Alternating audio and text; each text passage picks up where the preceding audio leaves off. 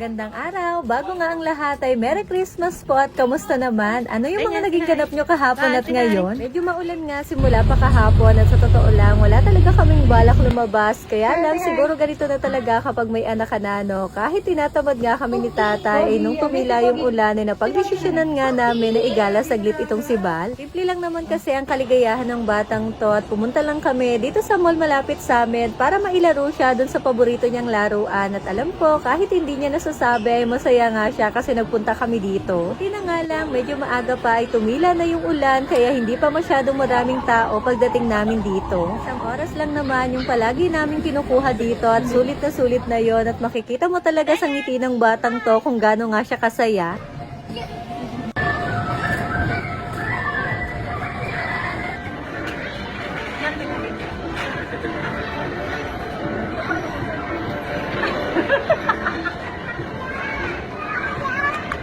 Pagkatapos ngang maglaro ni Bal, hindi na kami kumain kasi medyo bumubugso na nga rin yung tao at nag-take out na nga lang ako dyan at dinagdagan ko na rin para meron na nga rin panghanda sa gabi. Pagdating nga namin ng bahay dahil mag-aalas 12 na rin ay kumain na nga rin kami at ewan ko lang kung ako lang pero eto talaga yung gustong gusto ko dyan. Ang sarap naman kasi talaga ng sausawan yan kaya kapag napupunta kami sa mall ay hindi talaga pwedeng hindi ako bibili ng kangkong na yan. Hapunan naman, eto't nagpe-prepare na nga kami ng ilang lulutuin ko pero dahil tatlo lang naman kami ay konti lang to at itong ginagawa nga ni tatay ay pang Shanghai. Tapos eto naman, first time ko nga magluto neto at hindi ko sure kung tama ako pero sabi ng nanay, murkon daw yung tawag dito, hindi nga lang siya yung nakabalot. Narinate ko lang ng overnight yung lomo sa toyo at calamansi tapos ayan kinabukasan ay ginisa ko nga lang siya.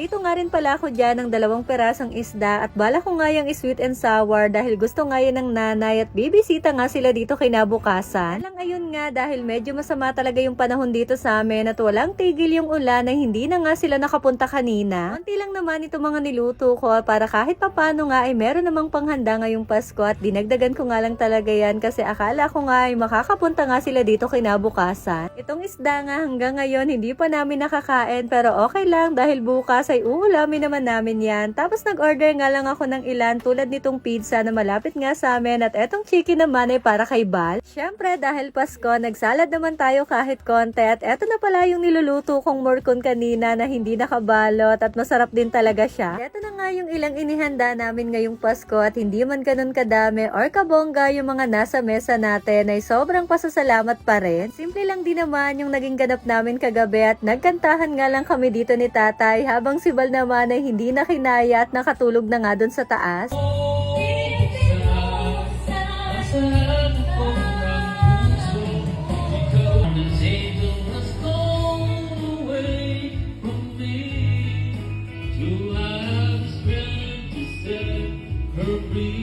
O diba, may pasinging contest pa nga dito kagabi sa bahay at pagpasensyahan nyo na at eto lang nga yung kinaya ng boses ng nanay at tatay nyo. O siya, paano? Bago pa nga kayo marinde sa mga boses namin ay eto na nga lang po muna ulit for today's mini vlog at maghuhugas muna ako ng pinggan. At muli, maligayang Pasko po para sa ating lahat. At ayun lang, salamat!